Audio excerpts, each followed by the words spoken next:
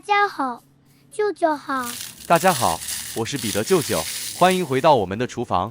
今天要跟大家分享一道簡單又好吃的家常料理——紫菜豆腐煎餅。這道煎餅不需要複雜的技巧，也不用準備昂貴的食材，在家就能輕鬆完成。不管是當早餐、下午茶、便當配菜，還是家常晚餐，都非常適合。哇，棒了！來，我們先來處理紫菜部分。今天我們選用這東湖紫菜，乾淨，質量不錯。打開裡頭有2片，今天這食譜只需要1片。將1片紫菜放入無油的平底鍋中，用小火慢慢烘烤約30秒至1分鐘。紫菜輕輕烤一下，能讓它的香氣、口感和風味明顯提升。用小火隔着爐火烤，每面約30秒，看到顏色稍微變深，聞到香味就可以了。或放入150到170度的烤箱約30到60秒，不要烤太久，否則容易焦掉，產生苦味。取出後稍微放涼，再用手捏碎備用。此時紫菜變得酥脆，散發香氣。不粘鍋，加入少許食用油，放入切絲的杏鮑菇，用文火煸一煸，煸至杏鮑菇微微金黃，水分慢慢釋出。杏鮑菇受熱後會釋放水分，先把水分煸出來，煎餅才不會因為出水而變得濕軟，比較容易定型。當水分蒸發後，杏鮑菇開始微微焦化，菇香會更加濃郁，比直接拌入麵糊更香。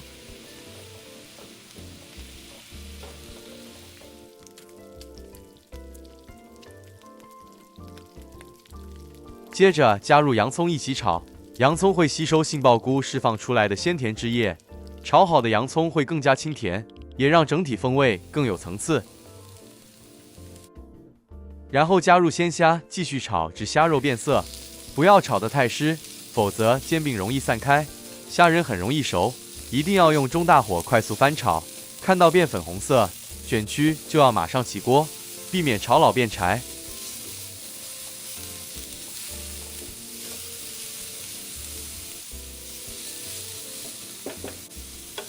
全部食材散發香味，盛起放涼約5分鐘。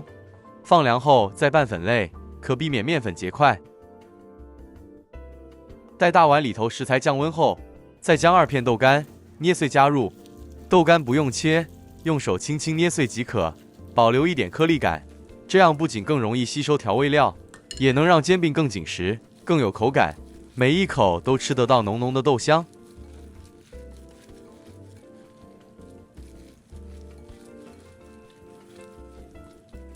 接着加入調味料，5香粉半小匙，半小匙胡椒粉，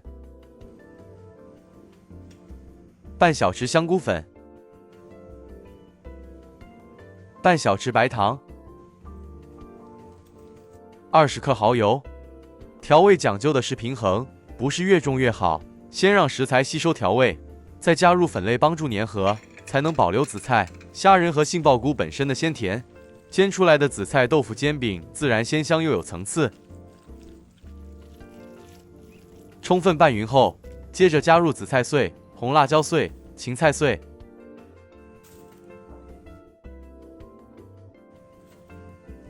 再次拌勻。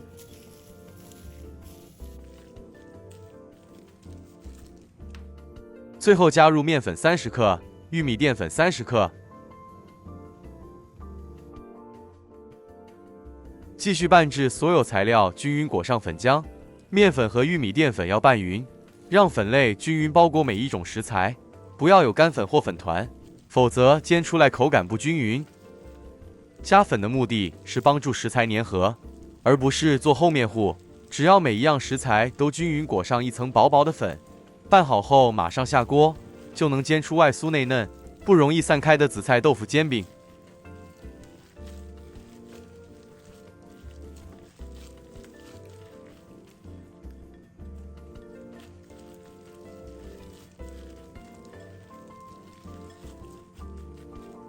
若發現餡料偏乾，不易成團，加入1顆雞蛋，再次攪拌均勻即可。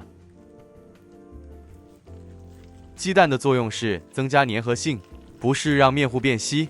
如果食材本身已經有水分，可以先拌勻，再決定是否加整顆雞蛋，避免餡料過濕。拌勻即可，不要過度攪拌，讓雞蛋均勻包裹所有食材即可。過度攪拌容易讓食材出水，影響煎餅的口感。雞蛋與麵粉、玉米澱粉混合後，最好不要放置太久，否則食材會慢慢出水，煎的時候較難定型。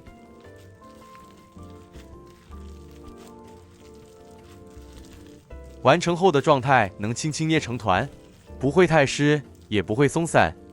開始來煎餅了。爐開中低火，平底不粘鍋，加入適量食用油，中火預熱鍋子，將全部餡料倒入鍋中。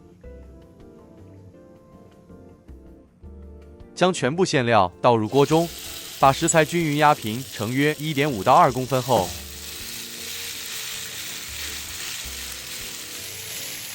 雞蛋需要時間凝固，火太大容易外面焦，裡面還沒熟，建議先中火定型，再轉小火蓋鍋慢煎，最後再翻面煎至金黃。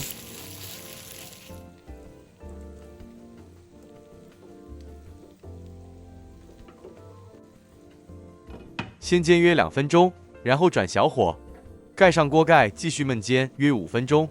煎中開蓋，掀開底部看看，避免燒焦，繼續煎熟。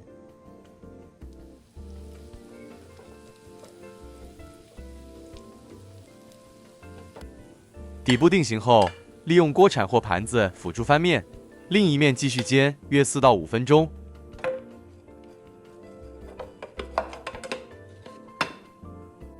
蓋上鍋蓋繼續燜煎約5分鐘，期間可輕輕搖動鍋子，觀察底部是否已經金黃。將煎好的紫菜豆腐煎餅放置1到2分鐘，讓內部定型。這道紫菜豆腐煎餅做法簡單，食材也很家常，卻有着豐富的層次口感。紫菜經過乾烘後，香氣特別濃郁，與鮮甜的蝦仁相互襯托。杏鮑菇帶來爽脆口感，洋蔥經過炒制後更加清甜，搭配豆乾的豆香，每一口都十分有滿足感。加入少量麵粉和玉米澱粉後，煎出來的外皮金黃酥香，裡面依然保持濕潤軟嫩，不會覺得乾柴。